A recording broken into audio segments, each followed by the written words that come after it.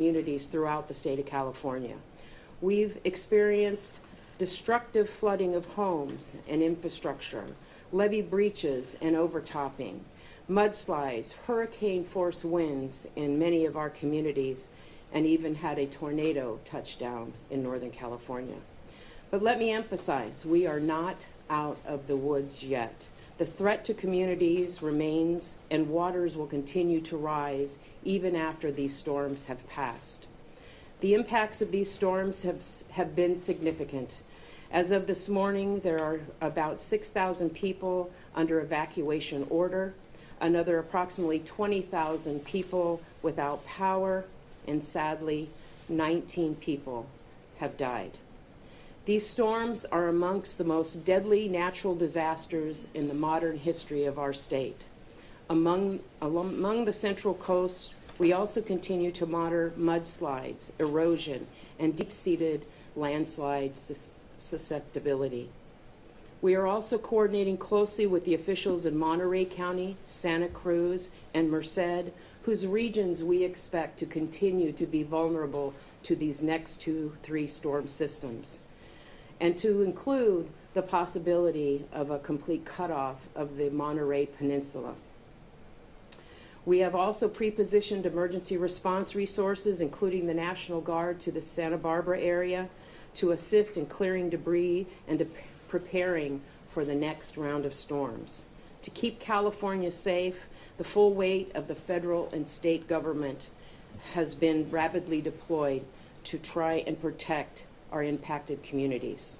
Since President Biden's approval of a federal disaster declaration, we have been working hand in hand with our federal colleagues from FEMA, the Coast Guard, the Army Corps of Engineers, and others to deploy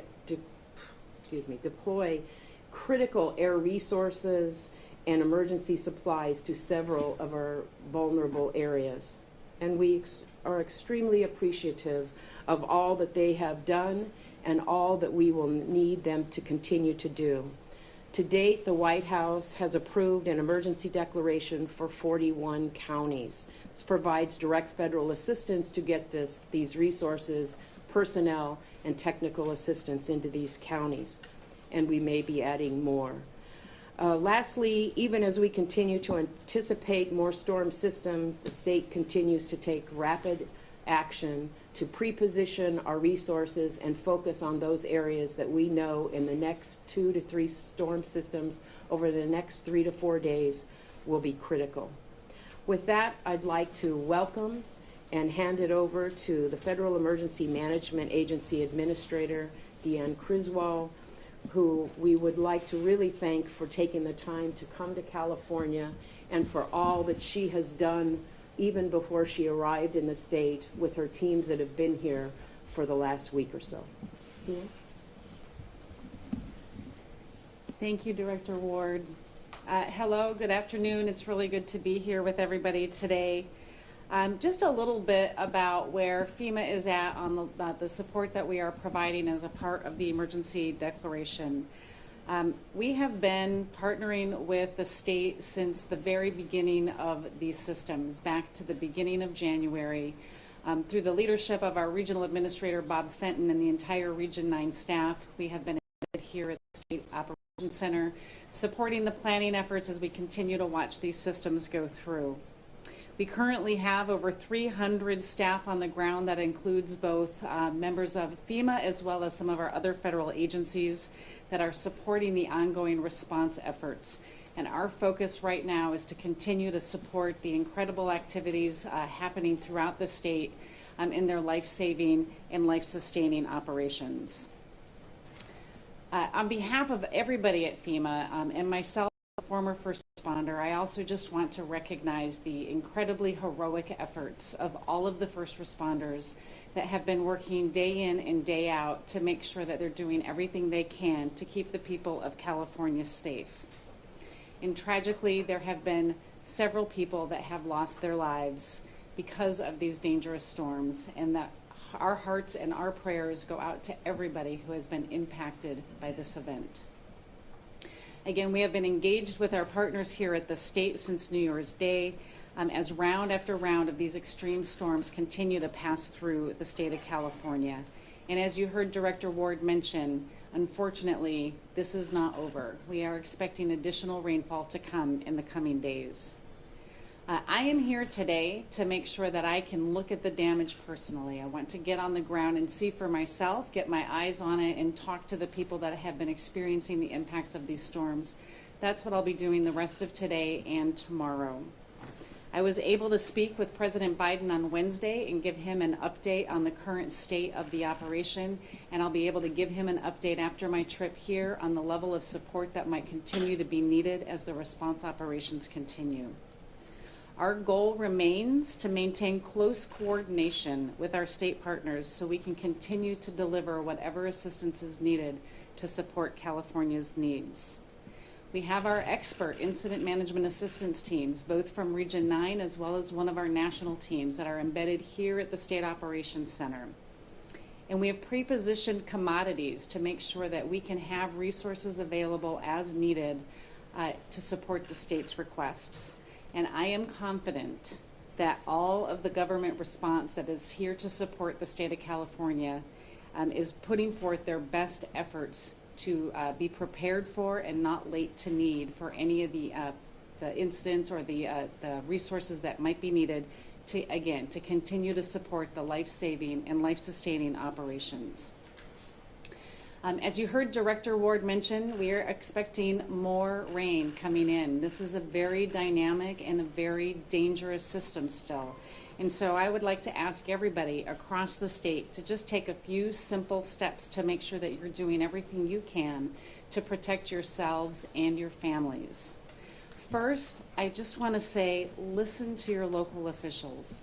They are getting updates constantly on what the current state of affairs are with the weather systems, and they know where the potential threats are. They are going to be giving you information to make sure that you are doing the things that yourselves and your families.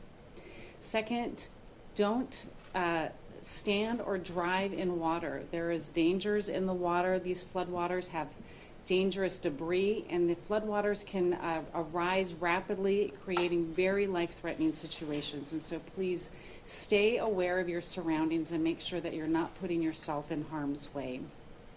And the last thing that I'd like to say is, even if you have not experienced an impact from one of the 7 storms that have already come through here, that does not mean that you will not experience one from one of these future storms that we're expecting this weekend and into the first parts of next week.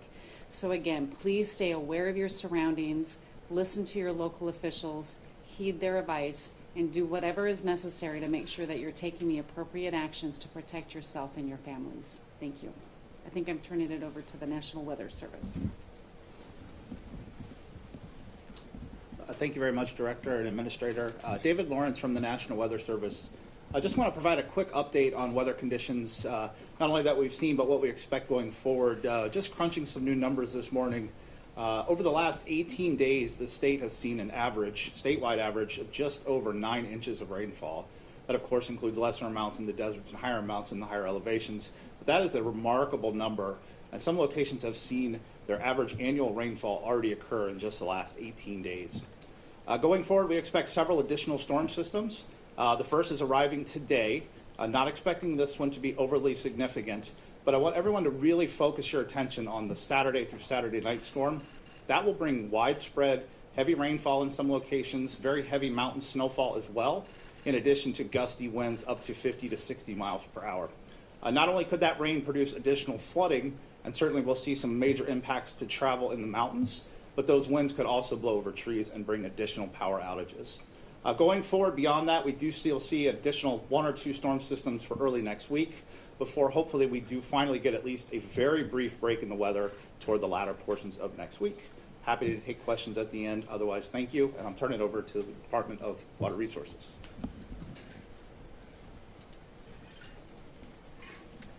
Good afternoon, everyone, and thank you. My name is Cindy Messer. I am the Lead Deputy Director of the Department of Water Resources. And for our during this continued statewide storm-related emergency event, the Department of Water Resources is actively working with our local, our state, and federal partners to provide storm and hydrology forecasts, river stage and water supply monitoring and reporting. We continue to assist in monitoring of critical infrastructure such as levees, dams, and associated structures with dams. And we participate in advanced planning and response activities as they relate to both flood management and flood fighting activities. So that's the department's role in this event. In terms of hydrology, I won't repeat too much about the storms, as our partner from the Weather Service has already done, but I would note that we are currently monitoring several river stages. There are currently 7 locations that are expected to exceed flood stage over the next few days. These include Sacramento River at Ord Ferry, Navarro River at Navarro, Russian River at Hopland and Guerneville, Salinas River at Spreckles, Bear Creek at McKee Road, and we are also monitoring the King River area as more flood releases are let into that system, as well as tributaries being very full. So we're monitoring kind of that larger area for monitor stage and flood exceedant stages. In terms of some of the statewide hydrology numbers, statewide reservoir levels remain at about 75% of their average for this time of year. I mention this because I want to make a point that there is still capacity in some of our largest water storage, water supply conveyance structures in the state. And just to give you a few detailed numbers around that, Lake Oroville currently is at about 1.79 million acre feet. That's about 47% of its full capacity, percent of its average capacity for this time, storage for this time of year. Shasta is at about 1.9 million acre feet, 42% of its capacity, roughly 70% of its average storage for this time of year. Folsom is at 409,000 acre feet of storage, 42% of its capacity, 99% of its storage for this time of year. And lastly, San Luis Reservoir is at 832,000 acre feet, about 40% of its capacity and 60% of its historical average storage for this time of year. And I do want to reiterate that we have had an amazing amount of rainfall, as we heard the statistic, a little over 9 inches in the last 18 days statewide. My last note that I would like to make is just to also mention the other activities that DWR is helping with, and that's in the flood fighting, flood monitoring area. We have our department's Flood Operations Center, or FOC, and we are working in very close coordination with our partners here at Cal OES, the State Operations Center, and with our federal partners, including the U.S. Army Corps of Engineers. We have pre-positioned flood fighting materials such as sandbags, plastic sheeting for levees in various areas throughout the state. We continue to respond to new requests for both materials and expertise. We have deployed numerous flood fighting experts, geological technician experts that are helping the locals assess their levee conditions. They're doing levee inspections, and they're assisting with immediate repairs in areas that need it. So with that, I too would like to just echo public safety is number one. Please be aware of what's going on in your area. Stay tuned with your local officials and be ready to follow the directions that they may issue as the storms continue and conditions remain very dynamic. So thank you, and I am handing this over to Director Johnson, Department of Social Services. Thank you and good afternoon. The California Health and Human Service Agency continues to respond with all of our partners across the state, and we continue to prioritize specific populations, including those that are unsheltered or homeless, those who are older or medically vulnerable, those with disabilities, both visible and invisible, and people residing in our congregate settings across California. Earlier this week, we stood up a priority population task force with 21 state agencies, departments, and offices to support outreach, coordination, and integrated support to our local partners for response of these populations. The task force has been focused on sharing resources, including the Cal HHS resource guide, which is available in both English and Spanish at calhhs.ca.gov. We also continue supporting messaging around wellness checks, including a wellness check toolkit. We've held county-level meetings with 12 highly impacted geographies around response efforts for people experiencing homelessness to provide technical assistance, assess unmet needs, and also then engage county homeless service systems, social service agencies, and local emergency management to work together in their outreach efforts to support unhoused populations, especially in those areas like the creeks and rivers that were just shared. We are targeting an additional expansion of shelters and warming centers to support populations, as well as hoteling and moteling for those who are able. The task force has also allowed us to coordinate our statewide effort to serve the priority populations, including work with the area agencies on aging and the integration of wellness checks in the meal delivery programs, as well as assessing for needs through independent living resource centers for people with disabilities who may have been impacted by loss of power. Our team at the Department of Social Services, in collaboration with counties and the American Red Cross, supported 697 individuals overnight across 26 shelters in 10 counties. In addition, these partners continue to work together to pre-stage shelters so they're ready to stand up quickly as needed, and there are 11 of those ready to go. The team at the Emergency Medical Services Authority has pre-positioned assets and staged ambulance strike teams to be prepared to augment local capacity. And the team at the Department of Public Health is proactively engaging with healthcare partners in areas that are most likely to be impacted. We want to continue to remind you it is not too late to prepare. Please do visit chhs.ca.gov and download your templates for personal emergency planning. Please continue to check on your neighbors, connect with the older adults and persons in your life, and support those who might need additional help. And again, if you have a loved one currently living in one of those congregate settings, adult and senior care settings, skilled nursing facilities across the state, remember that the statewide long-term care Ombuds Crisis Line is available to you 24/7 at 1-800-231-4024.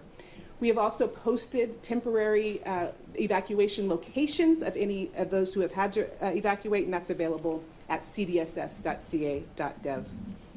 Again, want to remind you to take care of yourselves in this event. No judgment. If you need support or just someone else to talk to help you through this experience, we encourage you to call 1-833-317-HOPE or visit www.calhope.org. We will get through this working together. Thanks so much. And at this time, I will turn it over to Major General Matthew Beavers of the California National Guard. Thanks, Director. To give you a quick snapshot of what the California National Guard is doing right now. So we have the 649th Engineer Company. They are rerouting a stream at the San Ysidro Creek right at the Randall Road debris basin in Montecito. They began operations early yesterday. They worked through the night, and they expect to conclude that effort sometime today. If you recall, that is where the 2018 tragedy began. So we're trying to avoid that at all costs. We also have additional consequence management forces arrayed across the Central Coast to be ready to stay ahead of the storms as these move through. We also have vast heavy lift aviation and vast search and rescue aviation capabilities available at a moment's notice. So just so you know, the California National Guard stands ready, and we're prepared to execute whatever operations the state needs. That'll be followed by the Commissioner of the Highway Patrol. Thank you, General. My name is Sean Dury. I'm the Acting Commissioner of the California Highway Patrol. First, I just want to take a moment to thank all of our first responders and recognize them. They've been working several days into this now, working tirelessly. All the police, law enforcement, fire, soldiers, the utility service providers, the tow truck drivers, all of them. And just draw a little bit of attention to that. Many of them are doing this important work alongside our highways and roadways in very dangerous conditions. I would just advise motorists to slow down, give them a wide space cushion, and allow them to do that important work, but without putting them at unnecessary risk. I love what the director said. We're not out of the woods yet. I think that's important. As drivers, as motorists, we tend to become complacent. We tend to think things are okay because we're halfway through this and maybe it hasn't impacted me. Remain focused on the safety tips that we've given you. The roadway conditions are always changing, especially in these storm conditions. We've seen large sinkholes, we've had mudslides, rock slides, trees down, power lines down. The best thing you could do is, as I've said in the past, slow down, stay safe, keep a safe space cushion, and give yourself plenty of time to arrive where you're going safely. As we approach nearly 20 fatalities in this emergency, we look at those, and about half of them have involved motorists in vehicles, those driving or riding in passenger vehicles. Some of those were preventable if people would watch the road closure signs, avoid driving through standing water, and just don't gamble and risk your life, and avoid those situations. The CHP and other first responders remain fully staffed. We're committed to this emergency. We will be through the duration. If you need our assistance, call or text 911. And with that, I will turn it over to the Chief Deputy Director of Caltrans, Mike Keever. Thank you, Commissioner. And I want to echo a lot of the same points that CHP is talking about. We're doing everything we can to keep the highways open, but the safety of the public is and will remain number one. And so we will be working with the patrol and close highways as needed in order to do that. We've obviously been hit pretty hard by the series of storms to this point. We had a little break in the action, right? But the next storms, as Weather Service and others have talked about, are right upon us again. But we were able to make some progress. And so we had in excess of 60 road closures on the highways around the state. We've been able to chip away at that, clearing trees and rocks and mud, dealing with the flooding, and we're able to get that down. The last report that I received was 32 road closures around the state. But we can't be complacent, right? We're coming up again on what for some will be a 3-day holiday. We know that there will be people out, but we do ask you again, if you can avoid travel, please consider staying home, watch some football, enjoy some time with your family, and we will continue to do everything we can, though, that those that do need to be traveling, to do it and help you to stay safe. We're certainly very focused, as others have talked about, with the Monterey Peninsula. We're embedded with them, working very closely, coordinating with them on whatever needs they will have, but it is possible that we will need to close essential roads. And so please stay aware of your surroundings and what's going on in the area in which you are traveling. Also, we're talking a lot about the rain and the floods, but this is a major snow event as well. So if you're heading up to the Sierra, there's a major winter storm warning through this weekend. Please take those storm warnings seriously. Again, we recommend that for the latest information, access QuickMap. It'll provide notifications on the latest road closures. And again, a lot of people are out there working to try to keep you safe. Caltrans, we have 4,000 maintenance crew members that are out there. That's how we're making the progress, reopening the roads. They're working 12-hour shifts, 24/7. They've been doing it since before New Year's. They're tired, but they're dedicated. If you see them working, again, please slow down, move over if it's safe to do so, and protect their safety while they're protecting yours. And again, as we're doing our snow removal, please be aware of the equipment and the snow plows, and avoid being in a place where you're blocking them from doing the work that is essential to all of them. So thank you, and with that, I believe I will turn it back over to Director Ward. Well, thanks to everyone. And I think you've seen through the briefs that we've done here today that we can't emphasize enough how the human factor and behavior can save lives. We knew that floods were something that California hadn't seen in quite a while, especially after 4 or 5 years of drought. And we can't emphasize enough how we can eliminate and reduce the amount of fatalities just by human behavior.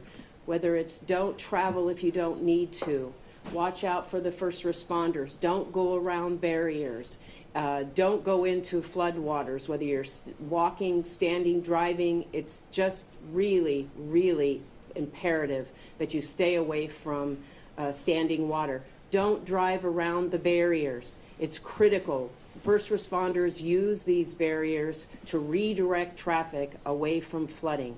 It's imperative that we have folks who are cognizant of their area, who understand where they can go, most importantly, where they can't go. You can get those updates by plugging into your county emergency management alert system and staying really, really focused on the instructions that they're giving everyone in your area.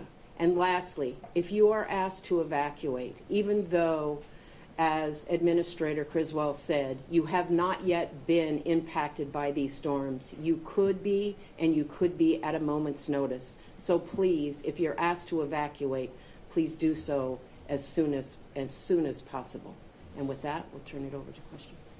Director Ward, or maybe this is a question for FEMA, but I just wanted to clarify, the major disaster declaration is still under consideration, or, okay. Speak to that. Yeah. Yes. Okay, so that request is still pending. We have received the request from the governor for a major disaster declaration, and we are going to review that as quickly as possible. And is there an update on the cost estimate of the damage that has already been done by these storms? Well, I'll tell you that we have asked our local governments, and you know, keep in mind that they are right now continuing to do life safety missions. But we have asked them, and what is our normal process, to take some focus onto initial damage assessment data for their costs, as well as our state agencies to do the same thing. We have not really rolled those up yet, but we will be doing that in the next several days. Madam Administrator, welcome to California. In the sense, you can only probably say so much of your conversation with the President. I understand there's private matters. To the extent you're allowed to say publicly, what was his message to you? What's his message to the people of California? Yeah, the President's message to me is the same with any of these events, is to make sure that I am leaning forward as much as I possibly can, and that I'm making sure that Director Ward and all of California has the resources they need to continue these life-saving, life-sustaining missions. He's very focused on making sure that there are no barriers and that we don't let bureaucracy get in the way, and that we can move resources as quickly as possible. Can you talk about in what areas there was flooding, but maybe not a lot of people with federal flood insurance, and also in what areas there was flooding outside of high-risk zones, and what you're planning on doing to help those people? Yeah, I can speak specifically to the flood insurance. I can turn it over to Director Ward for maybe the high-risk zones, what can help, unless you're talking about high-risk flood areas. Are you talking specifically on flood insurance still? Yes, flood insurance. Yeah, and so we're monitoring, and we've done an assessment of all of the different flood insurance policies that are across the state. I don't have the numbers right in front of me, but we've actually had just a very small percentage of people that have already submitted some flood insurance claims.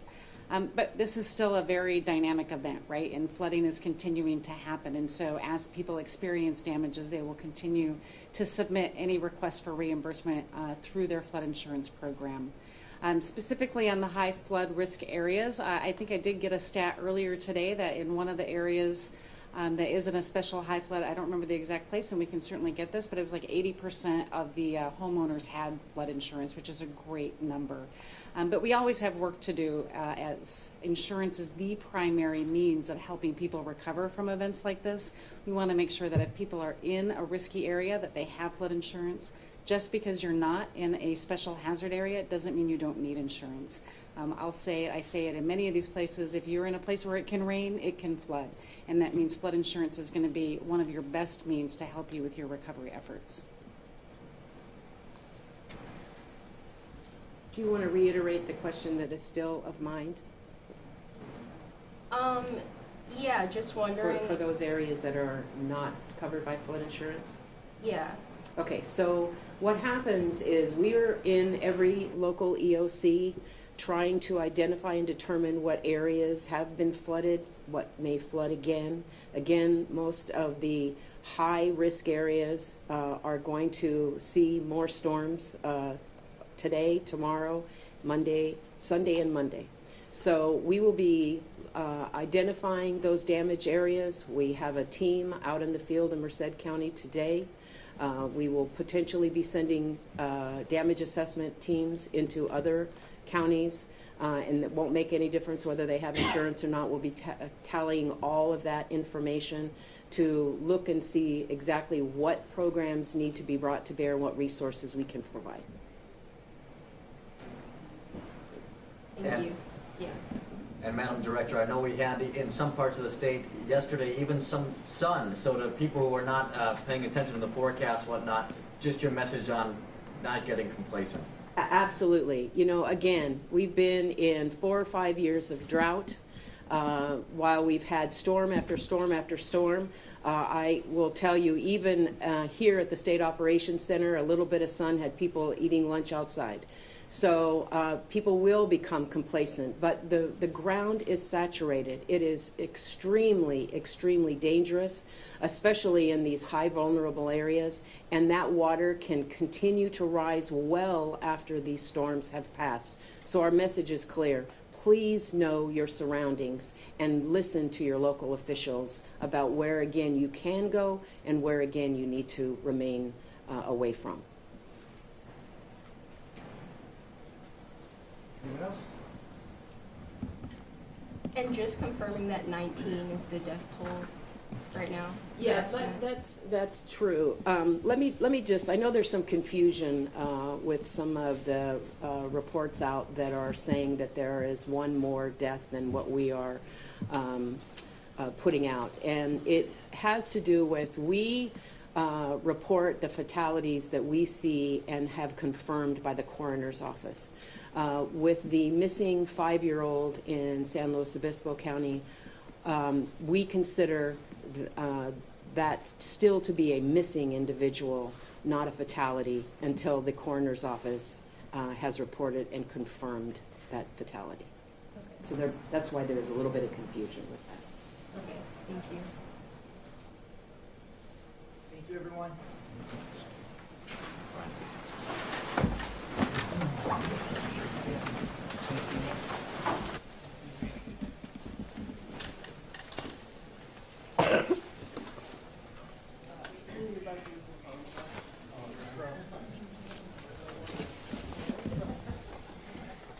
Any of you need any of them in particular, they're probably just going to get lunch when you bring them back.